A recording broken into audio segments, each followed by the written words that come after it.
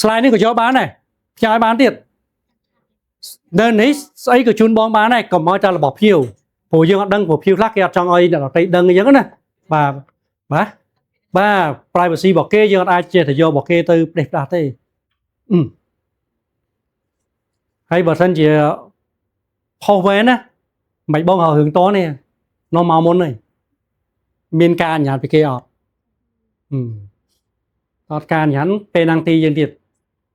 អានេះវាកម្មវិធីនេះវាចេះវាលក្ខខណ្ឌវាទៀបបាទមានតែ bachelor ទៅបានហើយអត់ត្រូវការវិនិយោគអត់ត្រូវការចេះភាសាត្រូវការអីទេហើយដូចគេនិយាយថាអត់ចេះភាសាទៅរកការងារបានធ្វើ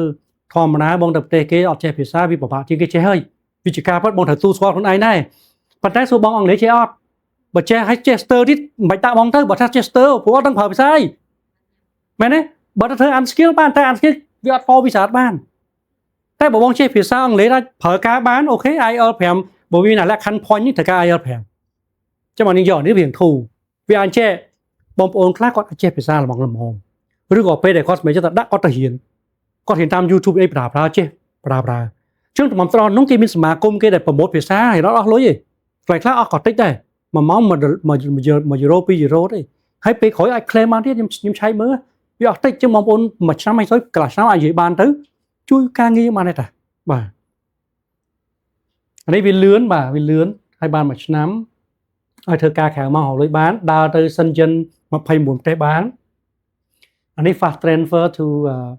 permanent resident ចង់បានទៅសិទ្ធិនៅអចិន្ត្រៃយ៍របស់វាបានធូរបាទហើយបងប្អូនខ្ញុំជឿអានេះតិចណា EU Blue Card នេះ EU មានពាក្យមួយ permanent resident របស់ប្រទេសណាមួយហ្នឹងมันអាចទៅធ្វើការនៅប្រទេស28ផ្សេងទៀតបានទេតែអាចធ្វើដំណើរបានមួយស្រឡាញ់តែមួយទៀតថា EU work visa អាហ្នឹងទៅណាក៏បានដែរ29ប្រទេសហ្នឹងមកចង់មកធ្វើនៅបារាំងក៏បានដែរគាត់ថាមកដល់បារាំងមកត្រូវគ្រប់ជាប់បារាំងគ្រប់ការងារបារាំងពេញលក្ខខណ្ឌគេទៀតតែបើមានសិទ្ធិធ្វើតែបើកាន់តែ permanent resident របស់ប្រទេសណាមួយបងប្អូនមកប្រទេសហ្នឹងណាទៅប្រទេសផ្សេងអត់អាចរកស៊ីធ្វើការបានទេដល់លេងនៅបានបាទនេះចង់ជម្រាបដឹងបាទហើយតើខ្ញុំធ្វើវីដេអូចែករំលែកទាំងអស់ឲ្យដឹងblue card ហ្នឹងអត់ទេ blue card តមកទេ EU work visa EU មានមកសិនក៏នឹងបានមករកបានវាចេះបើសិនជាស្រ័យណាសំខាន់បើសិនជាថ្ងៃនេះបងមានពូមានសញ្ជាតិឬក៏មានសិទ្ធិរស់នៅប្រទេសអឺរ៉ុបអស់ហ្នឹងណាចំណេញមួយគឺសុខភាពពូសុខភាពមួយក៏ច្រើនដែរណា